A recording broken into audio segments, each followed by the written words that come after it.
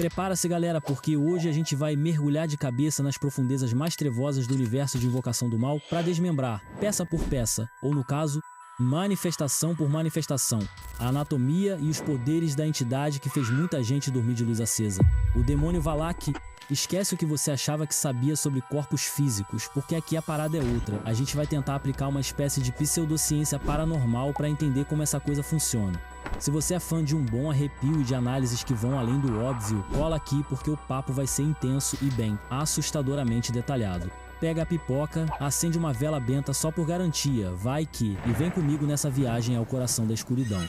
Valak não é só um monstro pulando no escuro, é uma força primeva, uma entidade astuta e, acima de tudo, uma máquina de terror psicologicamente calibrada. Vamos ser francos. Falar de anatomia de Valak é como tentar dissecar a fumaça. Valak não tem um corpo biológico no sentido que a gente entende, carne, osso, órgãos. Ele é uma entidade demoníaca, pura energia maligna, um espírito das profundezas. No entanto, sua manifestação mais famosa e aterrorizante, a da freira demoníaca, nos dá pistas cruciais sobre sua estrutura e como ele interage com o nosso plano de existência.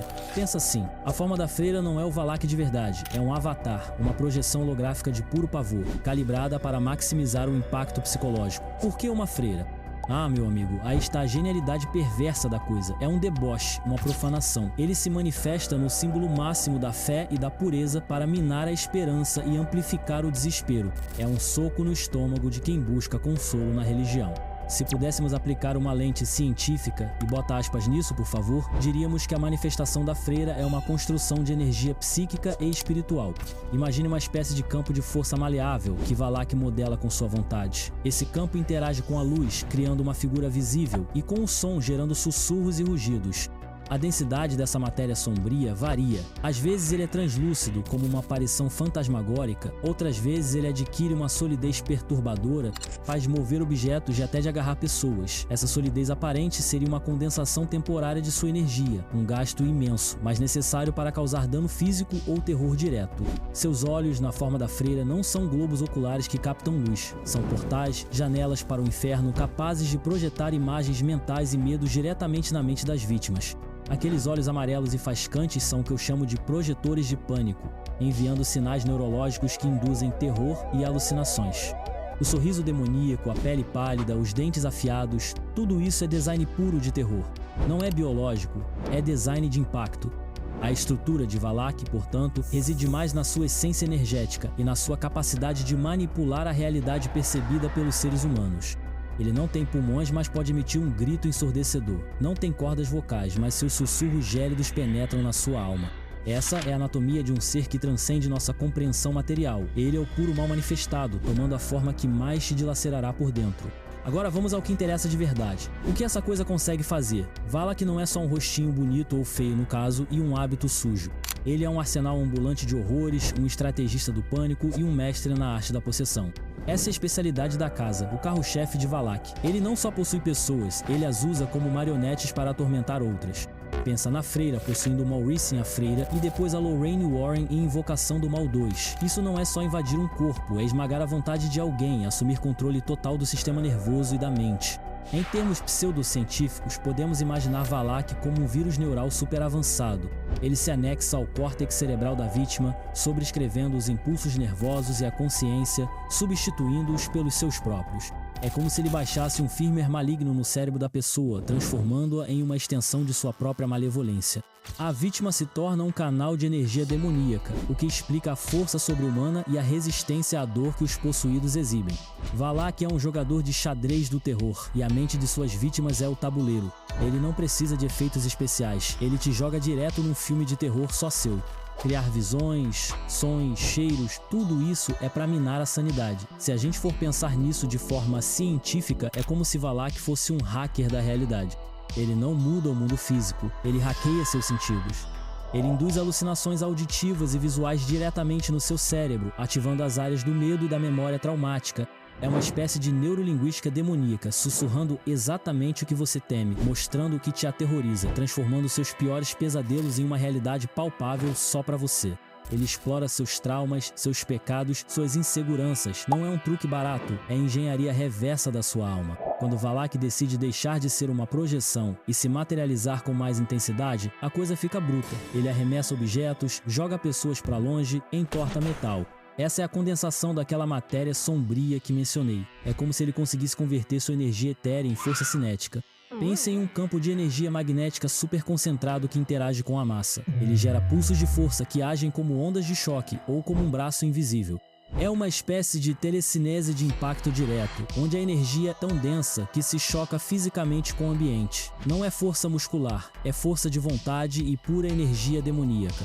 Valak aparece e desaparece, atravessa paredes, surge do nada. Isso sugere que ele não está confinado à nossa dimensão. Ele flutua entre os planos, emergindo e submergindo na realidade como um submarino.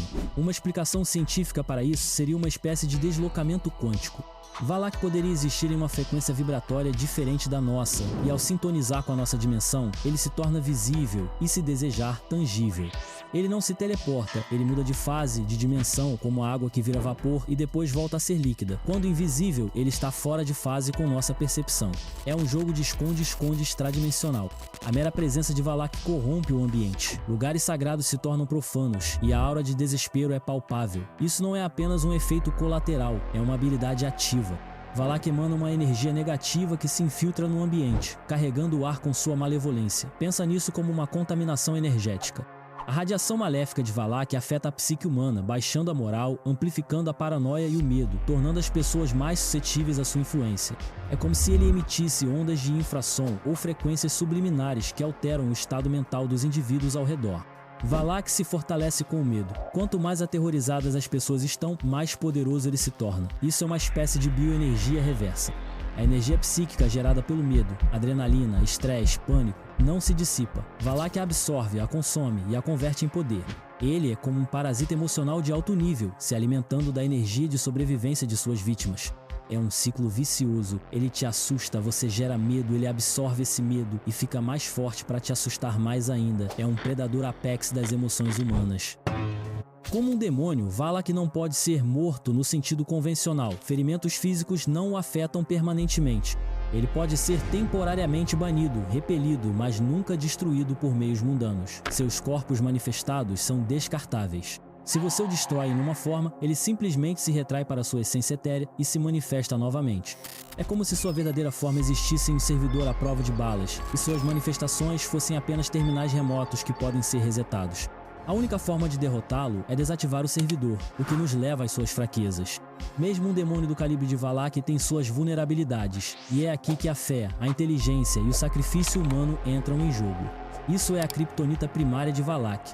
Crucifixos, água benta, orações, o nome de Deus e de Jesus. Tudo isso age como uma barreira energética para ele. Não é mágica, é uma ressonância vibracional. A fé genuína gera uma energia psíquica positiva, uma frequência tão elevada que é dissonante e dolorosa para uma entidade de pura malevolência como Valak. É como se a luz solar atingisse um vampiro. A água benta, por exemplo, não é só água, é água que foi infundida com essa energia positiva, tornando-se um solvente espiritual que queima a essência demoníaca de Valak.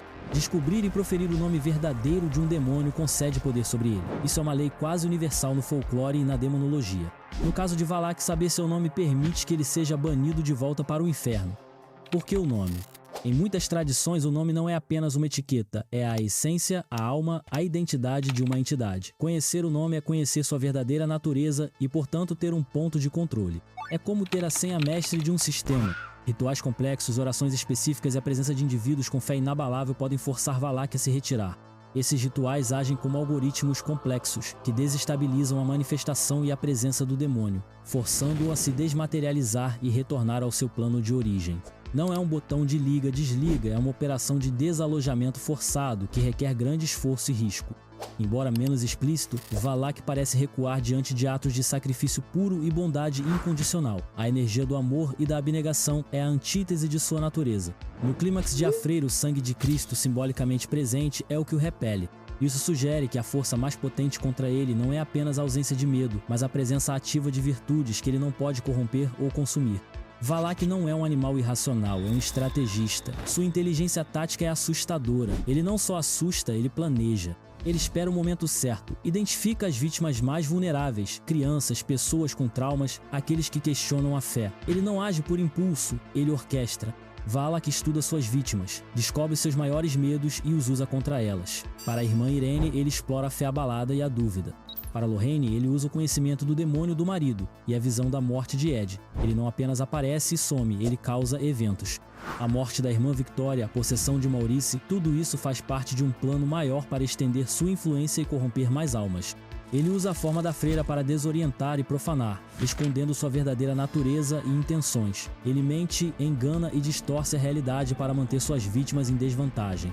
Valak é a personificação do antissagrado, do desespero absoluto. Sua anatomia é a do horror puro, projetado para quebrar a vontade humana. Seus poderes são as ferramentas de um mestre manipulador, um predador que se alimenta da fé perdida e do medo paralisante.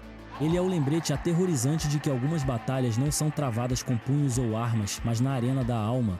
E aí, depois de mergulhar tão fundo nas entranhas, ou na falta delas de Valak, na sua física do medo e na sua estratégia do terror, uma pergunta fica no ar. Se Valak se alimenta do nosso medo e se sua principal fraqueza é a fé inabalável, o que isso diz sobre a verdadeira força do espírito humano diante da escuridão mais profunda? Será que o maior poder está sempre dentro de nós, esperando para ser despertado? Ou será que o mal é uma força indestrutível apenas esperando nossa guarda baixar?